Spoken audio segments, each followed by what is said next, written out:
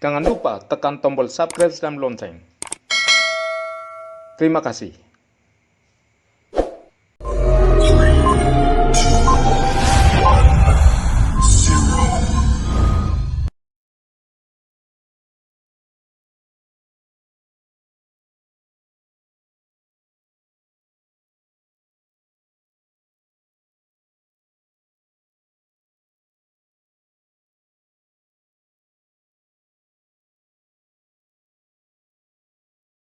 Baik, Bu Yuslinda, terima kasih.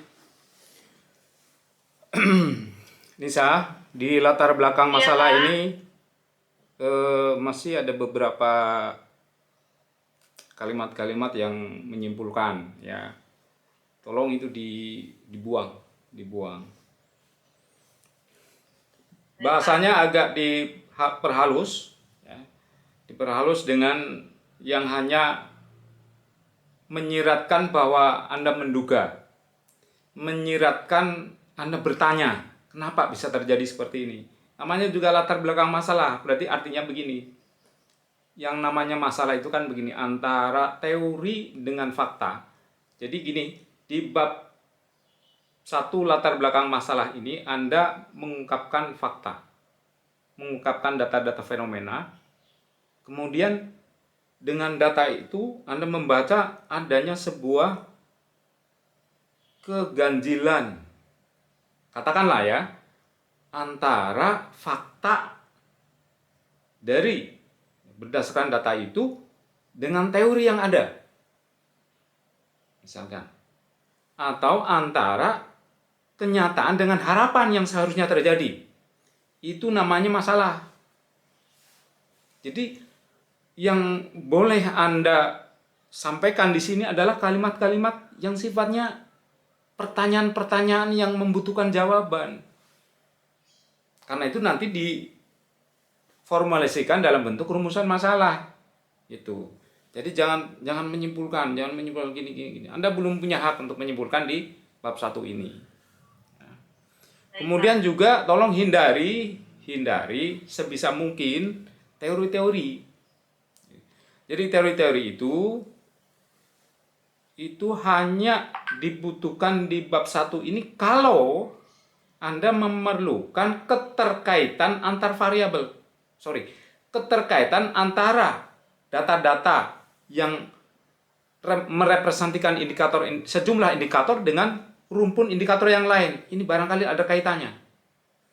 Baru kamu mendasarkan kepada jurnal.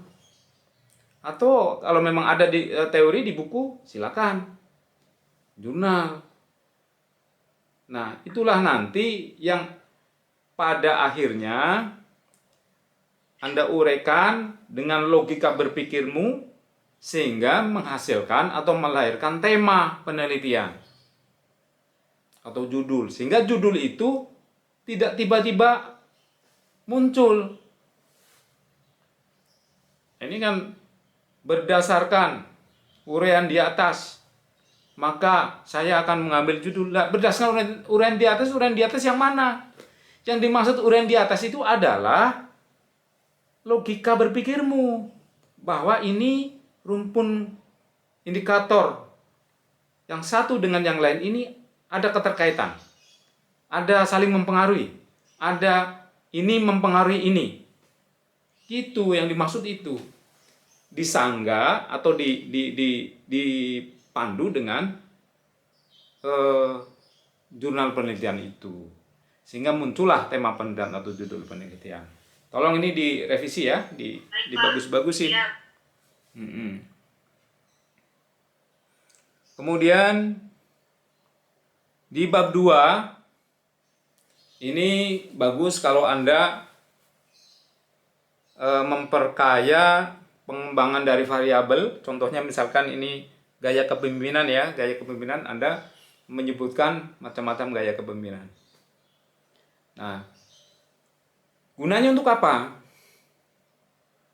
Gunanya untuk mengetahui nanti setelah dilakukan uji hipotesis, yaitu di pembahasan bahwa gaya kepemimpinan yang ada pada tempat penelitian Anda adalah termasuk dalam kategori jenis gaya ini, misalkan gaya delegatif yang Anda sebut di sini diantaranya, atau kata lain gaya transformasional, gaya transaksional, dan lain sebagainya. Itu boleh. Bahkan disitulah muncul namanya novelty.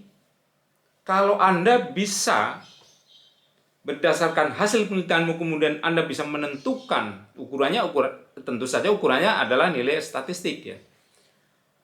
Bisa menentukan macam gaya apa kepemimpinan yang ada di dalam perusahaan atau industri yang Anda teliti, berarti Anda sudah menemukan namanya novelty. Ya, itu bagus. Kemudian populasinya juga kalau bisa diketahui sebutkan populasinya berapa. Ya. Kemudian di sini ada statistik deskriptif. Nah ini yang perlu saya garis bawahi. Nanti statistik deskriptif itu juga digunakan untuk memperkaya pembahasan. Jangan sampai statistik deskriptif ini seolah-olah berdiri sendiri dengan statistik inferensial atau hasil-hasil uji hipotesis. Ini jangan sampai kesannya berdiri sendiri, jangan sampai kesannya itu terpisah, tapi justru combined. Artinya, statistik deskriptif itu dipergunakan untuk memperkaya pembahasan, untuk melengkapi pembahasan, termasuk profil responden. Ya, jadi Anda menentukan profil responden seperti tadi yang sudah disinggung Pak Guston, misalkan jenis kelamin, gaji, kemudian pendidikan, kemudian umur. Itu tidak asal ngarang aja, yang penting ada identitas responden seperti itu. Bukan. Identitas responden itu justru digunakan juga untuk nanti membahas hasil penelitianmu. Itu. Ya. Nah, kemudian di yang terakhir dari saya mengenai kuesioner. Nanti tolong diperhatikan ya, kuesioner ini akan menunjukkan kualitas tertentu kalau operasionalisasi variabelmu juga disusun atau dirangkum dengan baik yang mendasarkan kepada bab 2. Ya. Itu saja Bu Yuslinda, komentar dari saya. Jangan lupa tekan tombol subscribe dan lonceng. Terima kasih.